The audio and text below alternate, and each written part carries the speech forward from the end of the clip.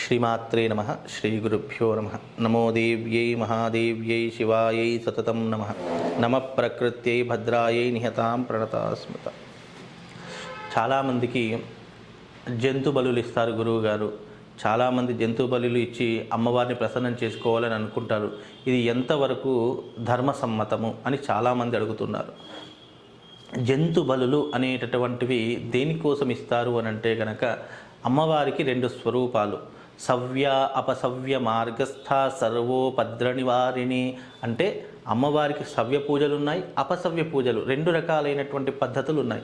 తద్వారా ఏమవుతుంది అంటే అమ్మవారిని సాత్వికంగా కొలిచేటటువంటి వారు పూలు, పళ్ళు, తమలపాకులు, కొబ్బరికాయలు ఇలాంటి సాత్వికమైనటువంటి పద్ధతిలో పూజిస్తారు. అదే ఉగ్రస్వరూపంగా పూజించారు. ఇప్పుడు మహాకాళి ఉంది, అమ్మవారికి రక్త నివేదననే చేస్తారు. అలాగే కాళీ స్వరూపంగా ఉన్నటువంటి చాలామంది దేవతలు దశమహావిద్యల్లో ఏర్పడినటువంటి దేవతలు ఉంటారు. భగళాముఖి అమ్మవారు కావచ్చు, చిన్నమస్త అమ్మవారు కావచ్చు, ధూమావతి కావచ్చు, కమలాత్మిక అమ్మవారు కావచ్చు, ఇలా అనేక రకాలైనటువంటి అమ్మవారు దశమహావిద్యల్లో చెప్పినటువంటి విధానాలు కొన్ని ఉన్నాయి. అవన్నీ కూడా ఉగ్రస్వరూపాలు అని చెప్పడం జరిగింది. ఉగ్రస్వరూపాలంటే అమ్మవారి యొక్క స్వరూపాల్లో ఆదిశక్తి స్వరూపాలు కొన్ని ఉంటాయి. అలాగే శక్తి స్వరూపాలు కూడా. ఆదిశక్తి అంటే అర్థం ఏంటి అంటే గనక ఉగ్రమైనటువంటిది. అమ్మవారికి పూలు, పళ్ళు, తమలపాకులు నివేదన చేయడానికి అవకాశం ఉండదు. అంతెందుకంటే ఇప్పటికీ కూడా మనము ఈ యొక్క గ్రామ దేవతలకు కూడా బలులు ఇస్తూ ఉంటాము. అంటే చాలామంది మేకలు, గొర్రెలు, తర్వాత వచ్చేసి కోడులు అన్నీ కూడా రక్త బలులు ఇస్తూ ఉంటారు. గ్రామ దేవత అని చెప్తుంటారు. ఎందుకు ఇస్తారు అంటే ఒక క్షేత్రాన్ని రక్షించేటటువంటి దేవతలు ఎవరైతే ఉన్నారో వాళ్ళందరూ కూడా ఉగ్రస్వరూపాలు అని అర్థము. కాబట్టి అందుకే ఈ ఆచారాలు మనం పెట్టుకున్నటువంటివి కాదండి. ఇవి తరతరాలుగా వస్తున్నటువంటి నమ్మకాలు, ఆచార వ్యవహారాదులు. అలాగే మనకు వేదమునందు, శాస్త్రమునందు కూడా అమ్మవారికి రక్త మాంస బలి నైవేద్యాలు పెట్టాలి అని చెప్పేసి కూడా కొన్ని మనుస్మృతి గ్రంథాలలో కానీ లేదు కొన్ని స్మారక గ్రంథాలలో కానీ చెప్పడం జరిగింది. అంటే అర్థం ఏంటి అంటే అమ్మవారికి ఇచ్చేటటువంటి నివేదన ఏదైతే ఉంటుందో అది ఉగ్రస్వరూపంగా ఇచ్చేటటువంటి నైవేద్యాలు కొన్ని. అంటే మన భాషలో చెప్పాలంటే వామాచార పద్ధతి, దక్షిణాచార పద్ధతి అని రెండు రకాల పద్ధతులు ఉన్నాయి. ఆ రెండు రకాల పద్ధతి పూజలలో గనక ఏ పద్ధతి అనేటటువంటిది మానవ విచక్షణతో ఆలోచించి ఆ విధానాలు చేస్తే గనక వాళ్లకు ఏదో మంచి జరుగుతుంది అని నమ్మకం, విశ్వాసంతో చేసేటటువంటి పూజలే ఈ జంతు బలులు అని చెప్పడం జరిగింది. అంటే ఇక్కడ జంతు బలి అన్నదానికి అర్థం ఏంటి అంటే రక్తవర్ణ మాంసనిష్ట గుడాన్న ప్రీతమానస. అంటే రక్తవర్ణము అన్నటువంటి దానికి అర్థం చాలామంది ఏం తీసుకున్నారంటే అమ్మవారికి రక్తబలి ఇవ్వాలి, రక్తబలి ఇస్తేనే అమ్మవారు శాంతిస్తుంది అని చెప్పి చాలామంది దీన్ని ఈ కోణంతో తీసుకున్నారు. నిజంగా రక్తవర్ణ మాంసనిష్ట గుడాన్న ప్రీతమానస అంటే రక్తవర్ణములో ఉన్నటువంటి ఏవైతే ఉంటాయో అవి బలి రూపకంగా పెట్టవచ్చు అని శాస్త్రసమ్మతము తప్ప రక్తవర్ణము అని అంటే కనుక వర్ణము అంటే రంగు అని అర్థము. మనం గుమ్మడికాయ బలి ఇస్తాం, గుమ్మడికాయ కొట్టగానే దాని మీద చక్కగా మొత్తం ఎర్రగా కనపడేలా కుంకుమ వేస్తూ ఉంటాం, అది కూడా ఒక అందుకు బలి ప్రధానమే అని చెప్పవచ్చు. అలాగే మనం పసుపు అన్నం వండి దాని మీద మనం గృహప్రవేశాల్లో కానీ పెద్ద పెద్ద యజ్ఞయాగాదుల్లో కానీ బలి అన్నం అని చెప్పేసి పెడుతూ ఉంటాం, అంటే ఎర్రటి అన్నాన్ని వండుతూ ఉంటాం. అలాగే చాలామంది ఊర్లో నుంచి రాగానే ఎర్రటి నీళ్లతో దిష్టి తీస్తూ ఉంటాం. అంటే రక్తవర్ణము అంటే ఎర్రటి రంగులో ఉన్నటువంటి ఏ దానినైనా సరే మనం బలి ప్రధానంగా ఇవ్వవచ్చు అని శాస్త్ర సమ్మతముగా చెప్పడం జరిగింది. కాబట్టి ఇక్కడ రక్తవర్ణ మాంసనిష్ట గుడాన్న ప్రీతమానస, రక్తవర్ణంలో ఉన్నటువంటిది కానీ అలాగే మాంసనిష్ట, మాంసము కూడా అమ్మవారికి నివేదన చేయవచ్చు అని ఇది వామాచార పద్ధతిలో చెప్పినటువంటి అంశాలు.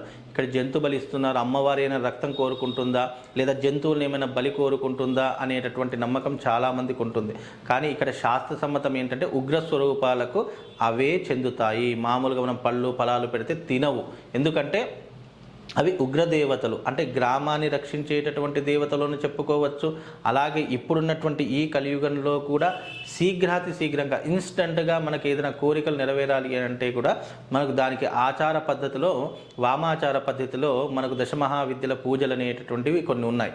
చాలామందికి రియల్ ఎస్టేట్ రంగం కావచ్చు, లేదు అని అంటే కనుక సినిమా రాజకీయ రంగాలు కావచ్చు, లేదా ఇతర పెద్ద పెద్ద ఇండస్ట్రీలు కావచ్చు, లేదా మనకు మంచి పొజిషన్కి రావాలి, మంచి ఉన్నతమైనటువంటి అధికారాన్ని పొందాలి అని అనుకునేటటువంటి వారు, గవర్నమెంట్ రంగంలో ఉన్నటువంటి వారు మంచి పొజిషన్కు వెళ్ళాలన్నా, రాజకీయ రంగంలో ఉన్నటువంటి వారికి మంచి పదవి కావాలన్నా, ఇదిగో ఇలాంటి క్రతువులు గనక చేసుకుంటే, అంటే క్రతువులు అంటే ఇక్కడ జంతు బలులు అనేటటువంటిది కాదు, రక్తవర్ణ మాంసనిష్ట గుడాన్న ప్రీతమానస అని చెప్పినట్టుగా, అలాగే లలితా సహస్రనామాల్లో సవ్య అపసవ్య మార్గస్థ సర్వోపద్ర నివారణి, సవ్యముగా చేసిన అపసవ్యముగా చేసిన అమ్మవారికి సర్వ ఉపద్రవాలను నివారించేటటువంటి తల్లిగా విరాజిల్లుతుంది. అందుకే సవ్య అపసవ్య మార్గస్థ, అమ్మవారికి సవ్యమైనటువంటి పూజలు చేయవచ్చు, అపసవ్యమైనటువంటి పూజలు కూడా అమ్మవారికి చెందుతాయి అని శాస్త్రవచనము. ఇక్కడ శాస్త్రం క్షుణ్ణంగా అర్థం చేసుకుంటే అన్నీ కూడా మనకు అర్థమవుతాయి.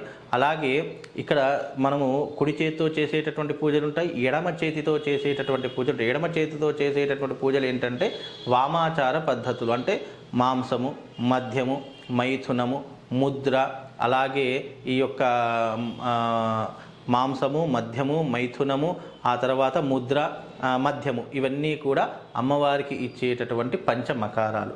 ఇవన్నీ కూడా ఇస్తే అమ్మవారు సంతోషిస్తుంది. దీనికి చేయవలసినటువంటి విధి విధాన పద్ధతులు ఉంటాయి. ఇక్కడ శీఘ్రంగా వరాలు ఇచ్చేటటువంటిది, ఇన్స్టెంట్గా వరాలు ఇచ్చేటటువంటిది ఈ వామాచార పద్ధతులు అని కలియుగ ఆచారం చెప్పడం జరిగింది. అందుకే అమ్మవారికి జంతు బలులు అనేటటువంటివి మనం ఇస్తాం. ఇప్పటికీ కూడా మనము ఊర పండగ అని చెప్పేసి చేస్తున్నాం. తెలంగాణలో చాలా ఫేమస్. ఊర పండగ అప్పుడు ఏం చేస్తాము, ఈ 4 కూడలి చౌరాస్తాలు ఉంటాయి కదా, ఇక్కడ 4 కూడళ్ళ మధ్య మనం ఏం చేస్తామంటే జంతు బలులను ఇచ్చేసి అక్కడ మద్యము, మాంసం ఇవన్నీ కూడా పెడుతూ ఉంటాం. ఇప్పటికీ కూడా మనకు కనిపిస్తూ ఉంటుంది. ఇక్కడ ఏంటి విశ్వాసము, ఆచారం, నమ్మకము అంటే విశ్వాసంతో కూడుకుని ఉన్నటువంటిది. మనం చాలా సున్నితమైనటువంటి అంశాలు కూడుకుని ఉన్నటువంటివి. ఇవి అనాదిగా మన తాతలు, ముత్తాతలు, వాళ్ళ తాతలు అందరూ కూడా ఆచరించి సనాతన సాంప్రదాయంలో ఇది ఒక పద్ధతిగా తీసుకొచ్చారు. కాబట్టి అమ్మవారికి సవ్య అపసవ్యం 2 రకాల పూజలు ఉన్నాయి. మాంసముతో చేసేటటువంటి పూజలు ఉన్నాయి, ఇక్కడ మద్యంతో చేసేటటువంటి పూజలు ఉన్నాయి, అలాగే పూలు పళ్ళతో చేసేటటువంటి సాత్వికమైనటువంటి పూజలు కూడా ఉన్నాయి. యద్భావం తద్భవతి. మనం ఏ భావనతో పూజ చేస్తామో అదే భావనలో అమ్మవారు మనకు దర్శనమిచ్చి మనం అనుకున్నటువంటి కోరికలన్నీ కూడా నెరవేరుస్తుంది అని శాస్త్ర సమ్మతము. ఇక్కడ శాస్త్రం అనేటటువంటిది ఏదైనా సరే ఒకటి అందించింది అంటే దాని ఆధారంగా అనేక భాగాలుగా విభజించడం జరిగింది. కొంతమంది సాత్వికంగా పూజ చేస్తారు, కొంతమంది అపసవ్యంగా పూజ అంటే మాంసం మధ్యంతో పూజిస్తూ ఉంటారు, మరికొంతమంది కేవలం మంత్ర విధానంతోనే పూజిస్తారు, కేవలం ఇంకొంతమంది మౌనంగానే పూజిస్తూ ఉంటారు. ఇలా పూజ చేసుకునేటటువంటి విధానాలు అనేక రకాలుగా చెప్పడం జరిగింది. అంతే తప్ప ఇక్కడ అమ్మవారికి జంతు బలులు ఇస్తే మనకేదో పాపం చుట్టుకుంటుంది, అమ్మవారు ఏదైనా జంతు బలు అడిగి, అమ్మవారు ఏది అడగదు. మనం ఏది నివేదన చేస్తే అమ్మవారు అదే తీసుకుంటుంది తప్ప అమ్మవారు నాకు ఇది కావాలి, ఇది ఇవ్వాలి, ఇది ఇస్తేనే నీ కోరిక నెరవేరుస్తాను అని ఎక్కడా కూడా ధర్మశాస్త్రంలో లేదు. నువ్వు ఏ రకంగా ఒక సాధకుడు, ఒక వ్యక్తి ఏ రకంగా కొలుస్తాడు, ఏ రకంగా అర్థిస్తాడు, ఏ రకంగా పూజిస్తాడు అనేటటువంటిది మనిషి మీద ఆధారపడి ఉన్నటువంటి అంశంలో. కాబట్టి ఇవన్నీ కూడా గుర్తుపెట్టుకొని వీలైనంత వరకు జంతు బలులు అనేటటువంటివి నిషిద్ధము కాదు. అమ్మవారికి ఆ రకమైనటువంటి పూజలు కూడా ఉన్నాయి. శ్రీమాత్రే నమః. శ్రీ గురుభ్యో నమః.